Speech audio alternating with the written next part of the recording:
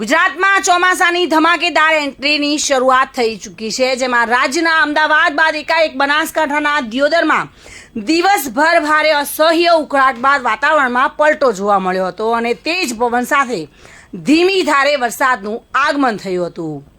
જો કે ગરમીથી કંટાળેલા દિયોદર નગરજનોને ઠંડકનો અહેસાસ થયો હતો અને ઘણા સમયથી જિલ્લામાં ગરમીનું પ્રમાણ વધતા સમગ્ર જિલ્લામાંથી દિયોદર પંથકમાં એકાએક વરસાદી માહોલ જામતા ખેડૂતોમાં પણ અનેરો આનંદ જોવા મળી રહ્યો હતો। ત્યારે બીજી તરફ દિયોદર તાલુકાના અનેક ગામોમાં પણ મેઘરાજા મન મૂકીને વરસ્યા છે, એટલે કે ગરમીથી રાહત દિયોદરમાં વરસાદી માહોલ। ચોમાસાનો પ્રથમ વરસાદ દિયોદરમાં વરસ્યો છે। જગદીશ સોની સાથે bureau report, today Gujarati news.